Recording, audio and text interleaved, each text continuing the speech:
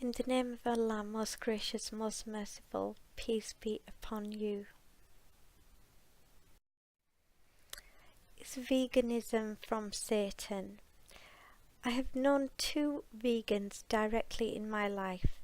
They both admitted to having meat cravings, so they weren't actually true vegans because they had to eat meat at least once a month or once every 2 months max, and that was the maximum they could go without meat. They actually were both very frail and crippled and required crutches to walk, and their bones seemed really weak, unable to support their bodies. They also used to experience a lot of pain.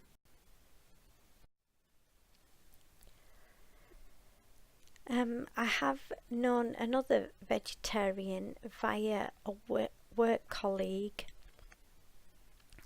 So this person wasn't actually a vegan, they were a vegetarian because they practiced the Hindu religion quite strictly.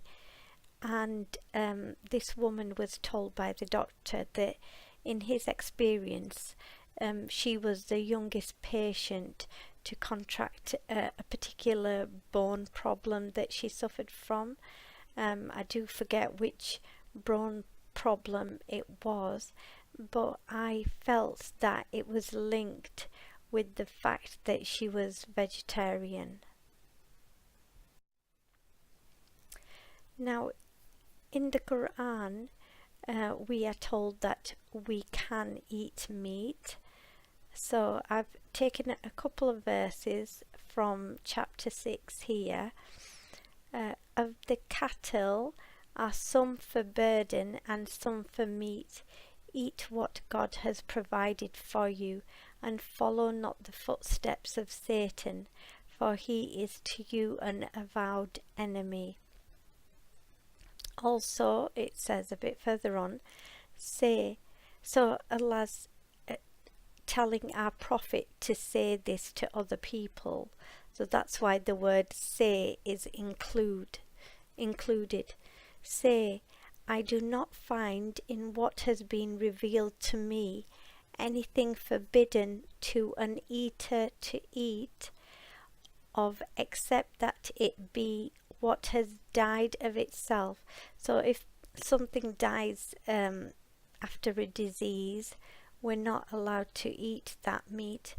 Or blood poured forth, so we're not allowed to drink blood. Or flesh of swine, because that is generally what people ate, but we're not allowed to eat carnivorous animals, which isn't really included in that list that I'm displaying. For indeed that surely is impure, or that which is a transgression is dedicated to other than God. But whoever is driven to by necessity, not desiring nor transgressing the limit, then surely your Lord is forgiving and merciful. So you're not allowed to eat meat that is not dedicated to the creator of the universe and all within and without. So it has to be, you know, if you choose to call your God the creator of everything or the Almighty, you might not want to call your God Allah, but you believe in a creator, then you may dedicate it to that creator. But again, Allah is most forgiving and merciful. He says that if you're forced into eating it because there's no other food available, then that's fine.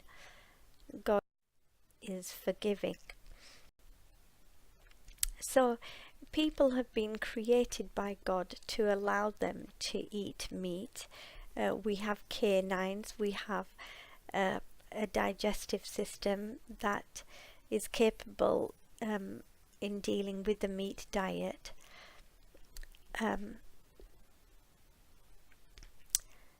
there's birds of prey that exist, and large animals, and even small animals eat meat.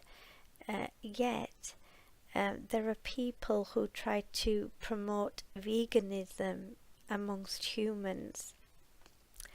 So I do find this quite worrying, because I don't feel that we are of optimum health and well-being when we do not eat meat. And I know I've seen on YouTube people claiming to only have a vegan diet and they're very muscular, but I believe that is false, and we are being told lies. So I mean, once all societies converted to veganism, I wonder who will they try to convert next? Will it be the lions, the tigers, the pet cats, the birds that eat meat, the flies which feed on even smaller creatures? Who will be next on the agenda to convert to veganism? Now, the gutter elite Satanists, I believe, are behind this promotion of veganism, because not only do they want to pollute you with Coca-Cola and McDonald's meals, but they also want you to be at an inferior level of fitness and intelligence compared to the gutter elite.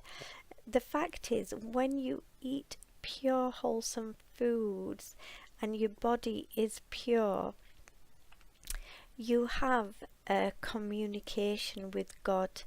He is able to penetrate you and your intellect and inspire you with goodness. But if you're polluted, then his purity stays away, and that leaves you open to demon possession. And not only that, you'll suffer illnesses as a result. So these gutter elite, they don't want you to have that communication with God, because that actually raises you above them. It raises, even though they might have money, it raises you above them, your intellect, your knowledge, your wisdom, and they don't want you to have that. They also want to destroy cattle and kill cattle. Remember, during the mad cows disease, it was claimed that the cows were diseased, and they killed many cattle under Blair's government during that time. That was absolute and complete cruelty, as was the killing of the buffalo in America. But these are Satanist, evil people, and they want to reduce food sources for humanity. So, going to the next slide. Now, God created cattle as a blessing for human beings, and we have no idea how many blessings these cattle bring. I mean, we know about the fact that we can eat them, we can drink their milk, we can use their skin for clothing and bags, and the Native Americans used to even have their homes, their tents built with the skin of buffalo. But in spite of this, I've heard proponents of global warming and climate change suggest cattle should be wiped out, that they're detrimental to the environment, and there is actually no humanity or concern for animals in this vegan agenda. It is about destroying crops and cattle, resulting in mass starvation to kill more humans, because the gutter elite Satanists believe they are the owners or inheritors of the earth, and they don't want you as someone who is not well off in good health and well-being. And they're quite happy to carry on. The gutter elite Satanists are quite happy to carry on eating meat themselves.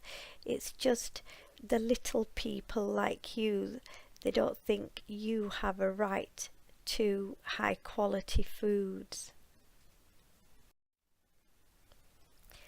Cattle are essential in the recycling of carbon quickly and efficiently.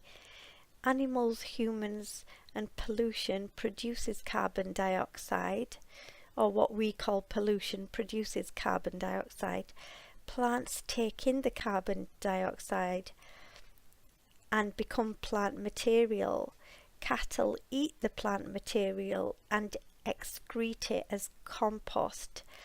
And because God has created digestive systems in a magnificent way, and to fulfill this function, the compost nourishes the soil and the carbon dioxide is returned to the soil.